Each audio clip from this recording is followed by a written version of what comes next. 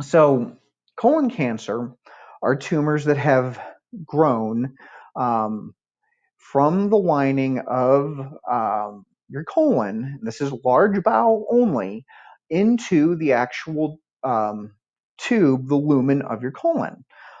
So every time stool passes by, it's at risk for rubbing on that tumor and bleeding.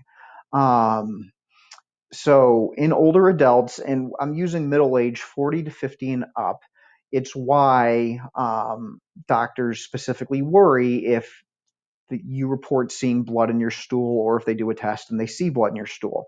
Um, it is not the most common cause of blood in your stool, but it's the one that has some of the biggest risks attached to it.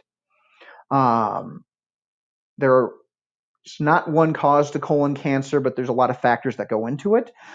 So there are some genetic syndromes and genetic mutations that go specifically like, here you have this gene, you're going to have colon cancer, but that's not what happens to most people. Um, Certainly, if you have a family member that has had colon cancer, like if my mom or dad had colon cancer, it puts me at higher risk.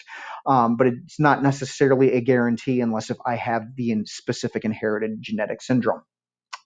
Um, Age is a factor. After age 45, your risk goes up.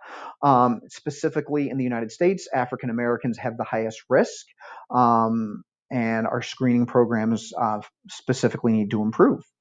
Controllable risk factors: a low fiber diet, a high fat diet, eating heavily smoked food, so unfortunately barbecue, all are risk factors. Like most things, smoking and drinking excess alcohol are risk factors that increase your risk for colon cancer, and not getting enough exercise. Other things that go with colon cancer, and these are also somewhat related to the line above, um, obesity, type 2 diabetes all increase your risk, and then, not surprisingly, inflammatory bowel disease. So if you have ulcerative colitis or Crohn's disease, they increase your risk for colon cancer. So how do you protect yourself? Well, if you can control a risk factor, you do. So if you can eat better, improve the plant-based portion of your diet, do it. If you're smoking, quit now, quit yesterday. If you can exercise, do it. Um, One thing that will be evident is that there's not usually consensus on how and when to screen for cancer. Most primary care physicians recommend screening for colon cancer at age 50. American Cancer Society, because cancer is what they do, is more aggressive and would recommend screening a little bit earlier.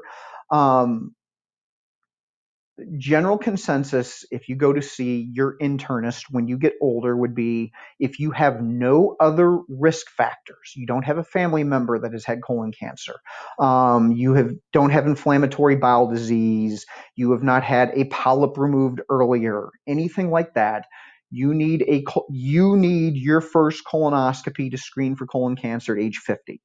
Anything else that puts you at a higher risk category, you need to get your first screening test done earlier. And then eat healthy and exercise. So treatment, from cancer.org, that's run by the American Cancer Society.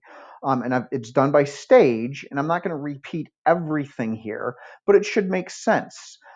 Stage 0 and 1, it's just the tumor and it's local. You take out the tumor, you're done. Stage 2, you take out the tumor, and because there's no lymph nodes involved, you take out the tumor and you might need chemo.